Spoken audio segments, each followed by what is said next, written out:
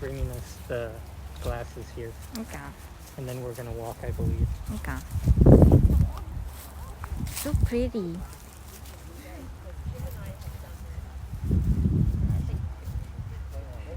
Yeah, I'll wait.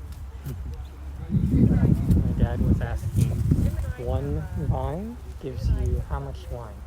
Half a bottle? 2 bottles? What do you think? One vine? How much wine do you get out of it? So one vine is like this? Yeah. This? 1 tree. This? All of that. That comes out of the one root. One. Like 1 bottle per vine. One. I don't know.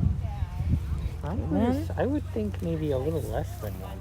Oh, I agree with you.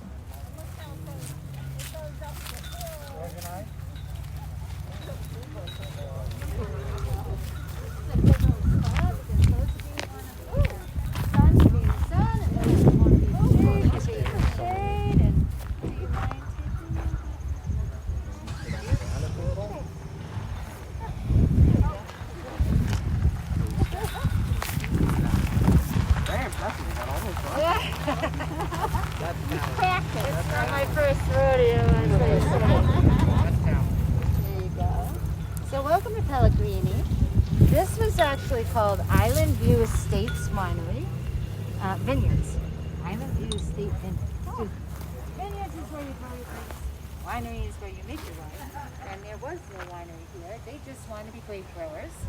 And they sourced, kind of like the co-op we were chatting about a little bit, other wineries in the area or even upstate New York would buy fruit off of those vineyards. And then the Pellegrinis who wanted to have a winery bought a mature vineyard, which is fantastic. And then we were saying how long it takes before so you could be that much ahead of the game if you could purchase a mature vineyard that's already producing fruit. It's perfect.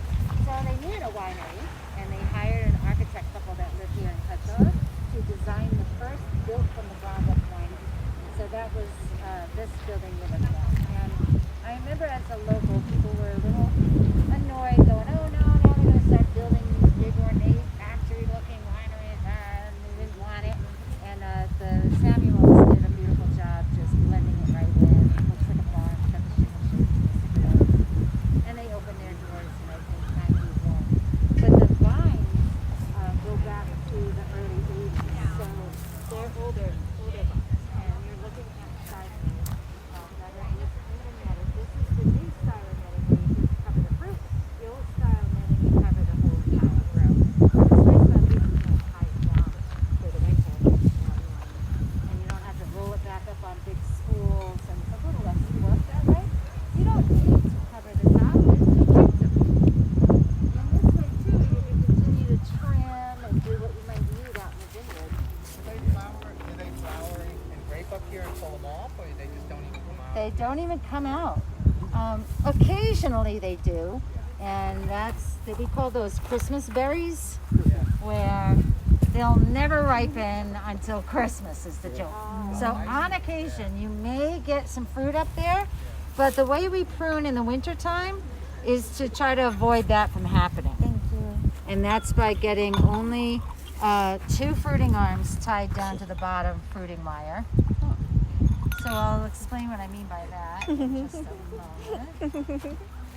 What I'm pouring for you is Gewürztraminer, and it's a tough grape to remember the name of. It's 14 letters in the word Gewürztraminer, and one way of remembering it is girls are meaner.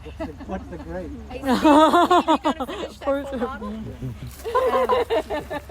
It is the name of the grape, and it's up in Austria and Germany. It means spicy, I've been told, and it does go nicely with spicy foods. But it's the most aromatic grape we grow on Long Island. So I want to play a little something with you.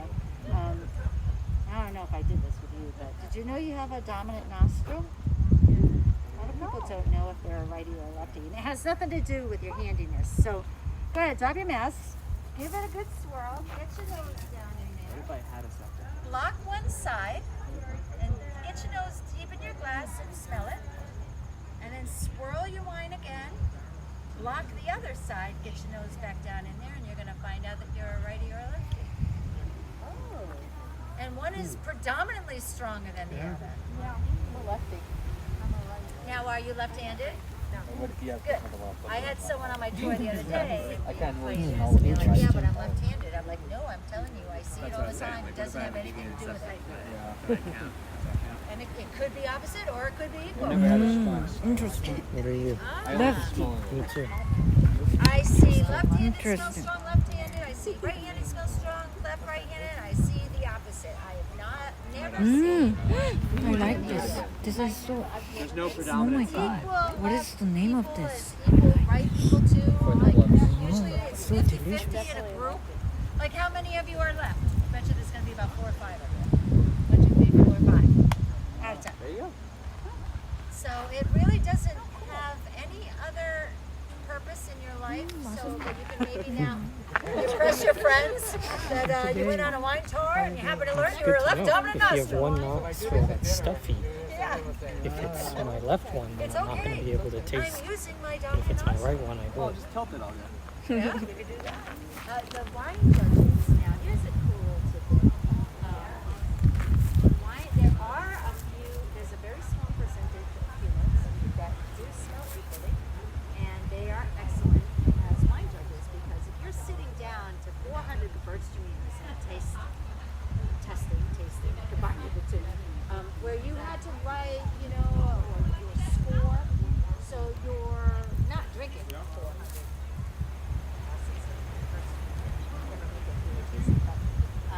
What happens is your sense of smell is so part of your sense of taste, and wine judges are constantly blocking non-dominant nostrils so you get, interesting decay.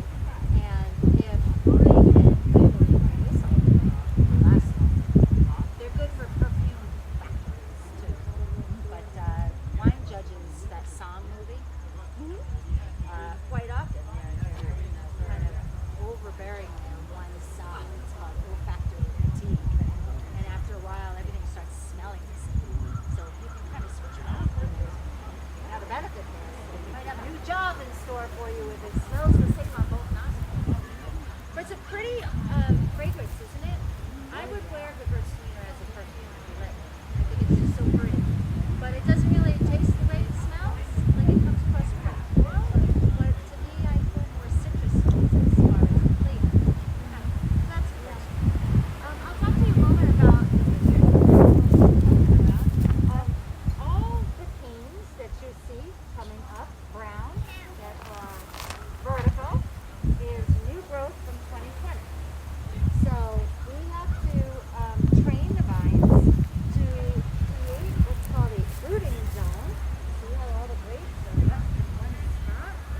By coming out in the winter time and cutting all the new canes off. So anything from 2020 is going to get cut off after it's not bearing fruit anymore. And you leave the two fruiting arms down below, counting to make sure you've got a decent 11 or 12 spurs per arm. The new method is, because that's called spur pruning. The new method, and what more of our vineyards are doing, is called cane pruning, where you're replacing the arm every year with a new cane. And if you look at this guy, here's a younger cane going to the right. Big old gnarly looking branch to the left, but a young skinny cane to the right. And as you walk down, you'll be seeing through the vines, there's more and more new canes. The vineyard across the street does it every year. It's a lot more work. So now you're not only cutting everything off in 2020, but you're picking a new cane. You gotta be smart. You want to pick it close to the V. It should hopefully be very close or lower than the fruiting arm, thicker than a pencil. Again, you want about 11 or 12 nodes on it. The nodes should be a hand width apart all the way down. And then you have to saw off the other arm, bend down the new one, wrap it as you go, and then tie it on with a little bread tie, like you see right here. It's a lot of work. I help out cleaning out a vineyard because I wanted to learn. And then after about an hour of it, I'm definitely over it already. I'm like, why do I think this is interesting? Because it's a lot